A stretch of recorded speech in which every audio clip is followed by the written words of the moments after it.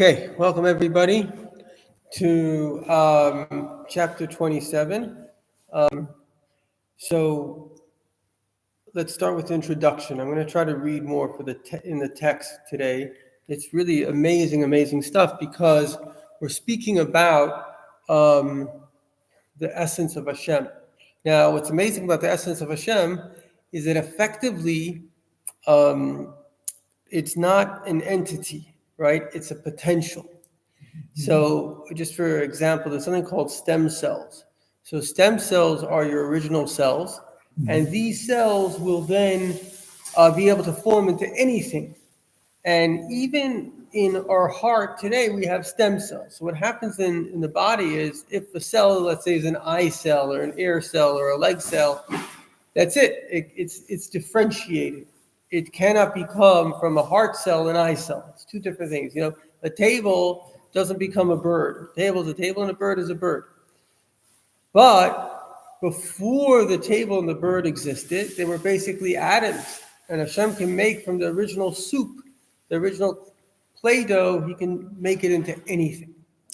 So Hashem's existence is reality, but it's not a reality that is defined. And this is one of the very big things, the difference between Judaism and other faiths, is that Judaism tells us that Hashem basically doesn't have a form, right? This doesn't have a form. He doesn't have a shape. He doesn't look like anything. Yeah.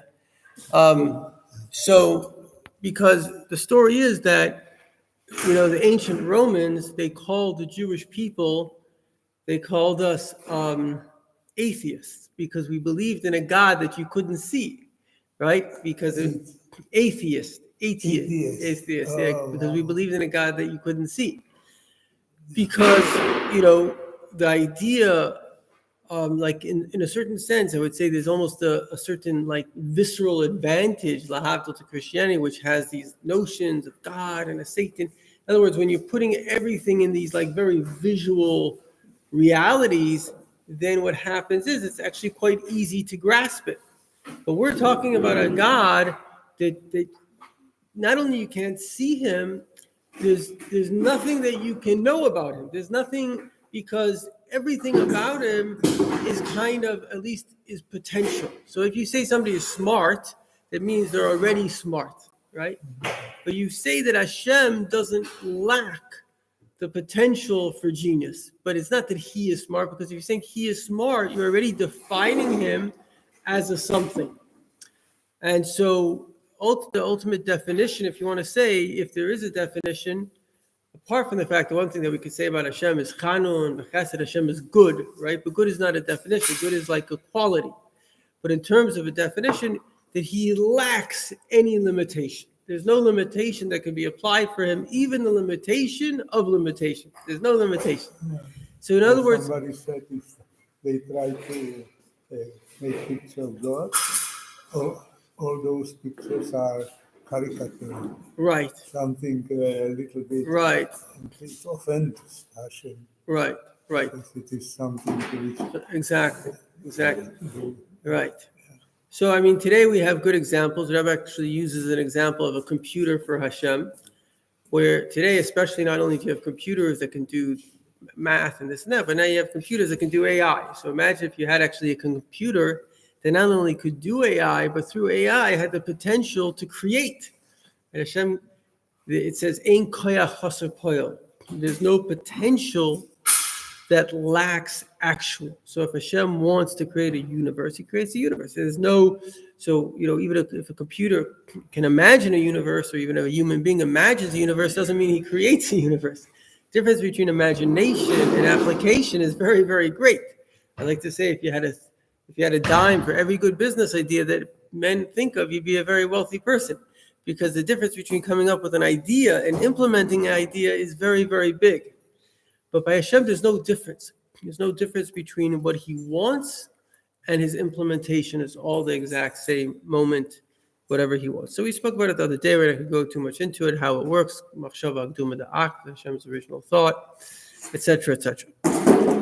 But what's very important for this mimer, what we're discussing, basically, you want me to send you where it's up to? Uh,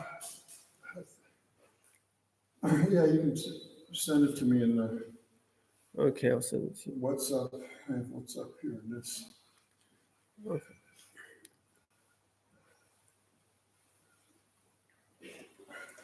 So we're doing chapter 27. So what's very important for this conversation is the idea, in a certain sense, that Hashem has all potentials. All potentials, all realities exist within potential within Hashem. Okay.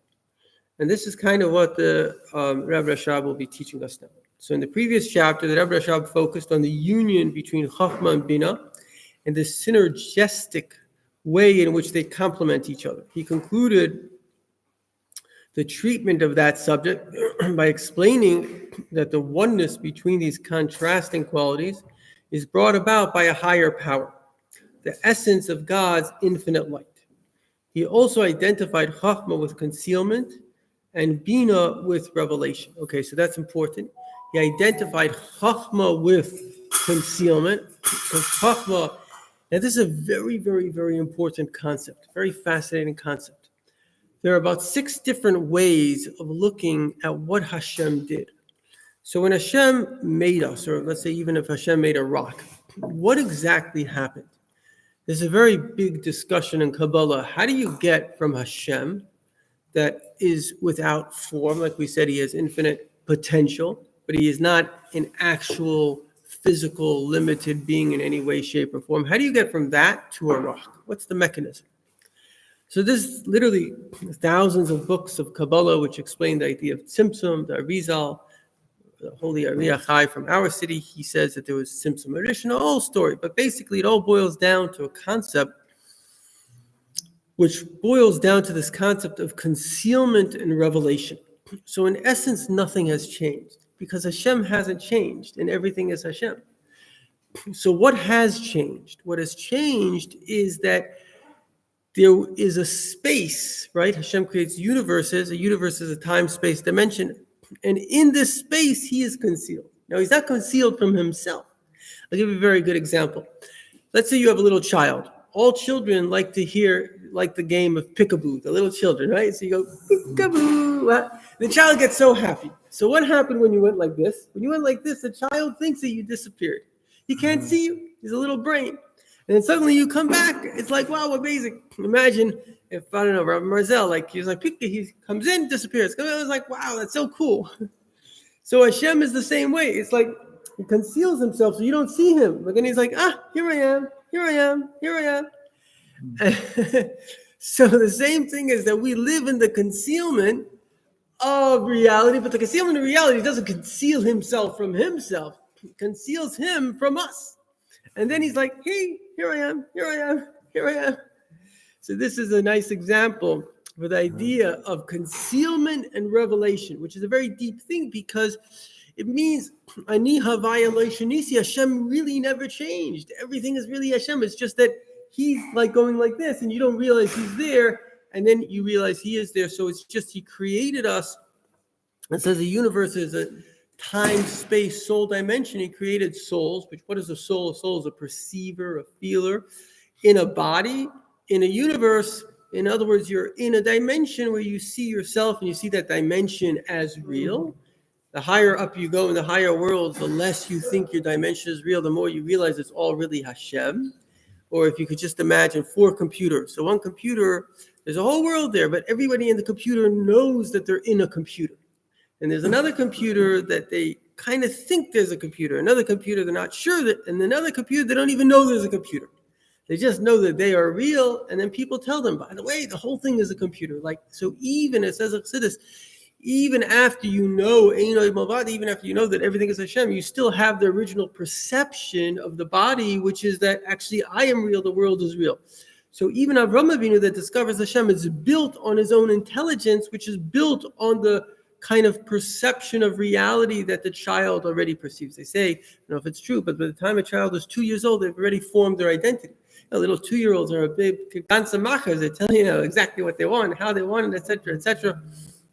The Rebbe says a little child just wants to get its way. It's not that different from an adult. In fact, it's even more egotistical in a sense. So where does it know? I remember the first time my little daughter said no to me. I had nachas. It's like, oh, she's already becoming her own person. She said, telling me no. So this is it's a very special thing. Hashem created us as our own people. In fact, it says that dafka the yid, because the yid comes from asos, from the essence of Hashem, therefore we have true bechira chafshus. In a weird kind of way, we could really say no to Hashem, because Hashem gives us this real bechira. So therefore, when we say yes, therefore, it's interesting, because a yid has a yetzer hara. My sister was learning with somebody, and there was a question if she was Jewish or not. So my sister says, no, I don't think she's Jewish. I said, why do you say that? She says, every mitzvah I tell her, she immediately does. A Jew has a yetzer hara. But on the other hand, a non-Jew has a yetzer hara for their mitzvahs. But still, the idea is that on the other hand, but when the Jew does decide to do the mitzvahs, all of you are examples of this. When you did decide to do it, it was a very real decision. It wasn't kind of a decision, I'm doing this because I need some extra heaven. I'm doing this because I researched the world and I know this is true. And we're all around this table in Sfas. We gave our lives for this. So this is a proof that our connection to this information is coming from a very real place. And that's ultimately what Hashem wanted. Hashem wanted the bechira. He wanted the choice that people would choose to buy into him. And then, like I like to say, the Baal Shem Tov says a Jew is a spiritual warrior. And that's what we are. We are at war with the Yetzer Hara. The Maimer is a very beautiful Maimer in the Dvar Malchus, the pamphlet that they give out every week. And it says, this week's Parsha, it says, Hashem Berach es Avram Bakol. Hashem blessed Avram with everything. So what is everything? So one of the interpretations is he gave him the Yetzer Hara. Yetzer Hara, why is that a good thing? We know it says when God made the world, he made the Yetzer Tov. It said this is good. The Yetzer Hara, this is very good. So why is the Yetzer Hara very good? The answer is that there are two layers to service of Hashem. One layer of service of Hashem is called the skafia, that you're beating the Yetzer Hara. You want the pork, and you say, no, I'm not going to have the pork, I'm a Jew. But you still want the pork. The other one is that you take the Yetzer Hara and you use the Yetzer Hara. The Yetzer Hara ultimately is a desire for pleasure. I'm going to use this pleasure for Hashem, pleasure for a mitzvah. You harness the Yetzer Hara. This is what it's called. There's a lot of power in the ox. A human being can't plow a field like an ox. Or a machine, a tractor can do more. It's the fire in the tractor that can do more than the human. So in all of us, there's a famous story with Shmuel Munkus. Shmuel Munkus was a big chassid, and he was a bit of a funny guy. Now, once they brought in a lung into a farbrengen, and they were going to serve it as a what's called pabais, some food. And Shmuel Munkus took the lung and he started to dance with the lung. And people are like, hey, give us the lung. And then when they really wanted to grab it out, he took it and he dumped it in the toilet. They're like, Shmuel Munkus, what are you doing? It's like Baal Tashchas. And suddenly the wife of the butcher comes running in. She says, oh, no, don't take this lung. This lung was actually not kosher. This lung, actually, my husband had a kosher lung, non-kosher lung. He made a mistake. So the answer is, how they said to him, oh, Shmuel Munkus, why were you showing off? You're dancing with the lung. Were you showing everybody that you have Ruach HaKodesh, you have divine spirit, prophecy? He says, no, I wasn't showing it off. But the first time I went to the Alter Rebbe told me that actually the desire of the animal soul is stronger than the desire of the godly soul. The godly soul loves Hashem so much. But in a certain sense, it's based on intelligence. So if I told you intellectually, there's, a drug that's really going to help you. And you really say, yeah, this is the drug. And you tell everybody about the drug. But then imagine your body feels the pleasure of sugar. And you're like, wow, you don't need any more information. I'm addicted. In other words, the animal soul has a certain power that the godly soul doesn't have. And therefore, we have to use, in fact, it's interesting, the Baal Shem Tov brings out from the Ramban, he says you should enjoy the pleasures of this world. Because if you enjoy the pleasures of this world, you could use that power for Hashem. So let's go back to the words of the Rebbe Rashab. I know Pesach likes the words, so we'll do the words. Uvira inyan. In order to better understand this matter, we must first explain inyan hahelem v'agilui b'shorish harishon. The idea of helem, which is concealment, what did we say before? Nothing really changed. It's only there's a state of concealment and there's a state of revelation, right? And of course, there's infinite revelations. But generally speaking, he made concealment, because first there was revelation, there was Hashem. So first he had to conceal. And then from the concealment, he can come into revelation. It's called helem. In fact, the word for the world is olam. Olam means helem, concealment. This whole world is just a place of Elohim, Teva, nature, which conceals the fact that it's all miracles. I don't know if you know this, very interestingly. A friend of mine, so he has 3 PhDs. He heads the universities of Switzerland, and his board sent him around the world. He told me he was the highest paid student in the world, sent him around the world to discover the latest discoveries in science, because he's the head of all the universities of Switzerland. They need to know what's going on. So he came back and he gave a lecture. The lecture was the limit of human intelligence. And he told me that in every single field of science, we've discovered what they call E, which is we now know that we will never know. So for example, atoms pop in and out of existence. There's no rational ability for things to come in and out of existence except from Hashem. DNA splits. Nobody knows how DNA splits and recreates. We know it happens, but it's take 5,000 books, cut them in half, and then put billions and trillions of letters. The ability for them to all match up is zero. And it's happening every single second, billions and trillions of times everywhere in the world. So this means science has discovered that everything is really miracles. So how does Hashem create the concealment? He creates the concealment by not letting you see the miracle. Everything is a miracle. Right now we're sitting in a miracle. Everything is a miracle, but you don't see the miracle. So what do you see? You see the physical. Because you see the physical, it's a concealment of Hashem. So Hashem created universes, and these universes conceal him. But there's also the potential of Gilui. There's a potential of revelation.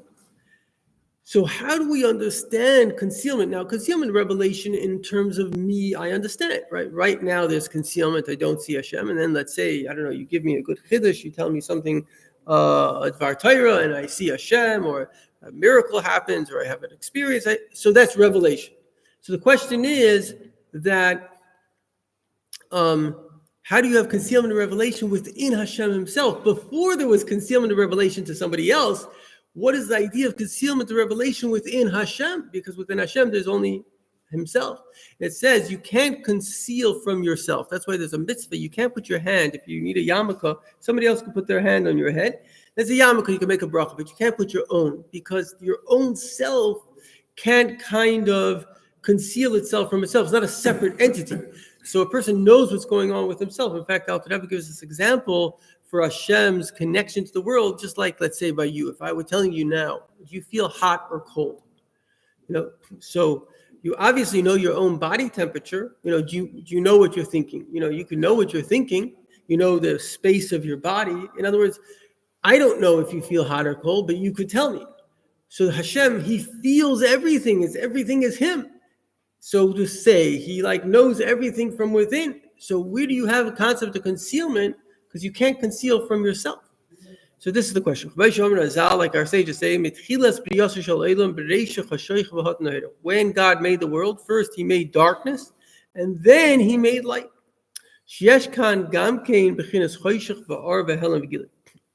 So we also have the idea here of darkness and revelation. So, right. And he says in the commentary, it's not only the idea of darkness and revelation, but it's actually intermingled the darkness and the revelation, v'his achdus, and the unity together.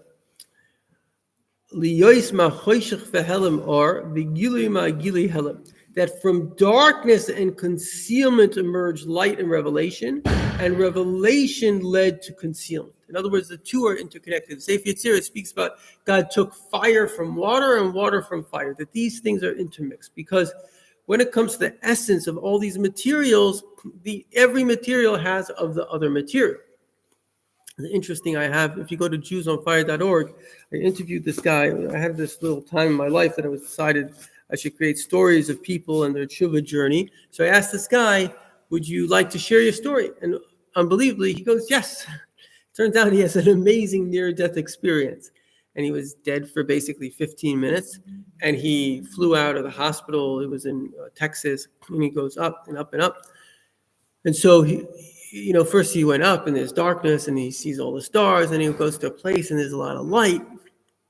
And then he says he went to a place where like light and darkness were like one. And he says the only way I could describe this is imagine you go into a room and you see everything, and then suddenly someone shuts the light, but you still know where everything is. So in other words, there's this place where light and darkness, they can mix together. It's not they're not separate from each other. They're complementary force. And just a good example is hot water could be very hot. Cold water could be very cold. But warm water, you make a shower, you don't make it too hot, you don't make it too cold. So you can mix things together to have the right temperature. So from our perspective, from our limited perspective, things are like this or they're like that. But when it comes to Hashem, everything is kind of a mix. Is it totally dark? No, it's not totally dark. Is it totally light? It's not totally light. Things are mixed in together. Tehina Yodua, Mashakasa Beitz Chaim, it's known that what it says in Eitz Chaim, the Koidim at Tzimtzum Adishana Nikra Makam Pani, that before the first Tzimtzum, which is referred to as a Makam Pani, that Hashem created an empty space, an open space for us, for the universe to exist. The infinite light of Hashem filled the empty space. So all there was Hashem. There was no empty space. The terms void and vacant space are relevant only after the Tzimtzum.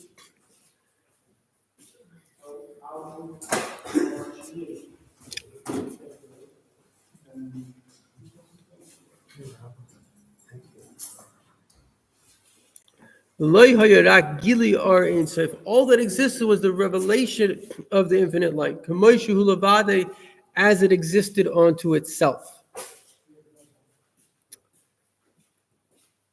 So it was together with Hashem, and there was no contradiction to his oneness. It was like the light of the sun and the sun. That's why we say before Hashem made the world, it was only He and His name.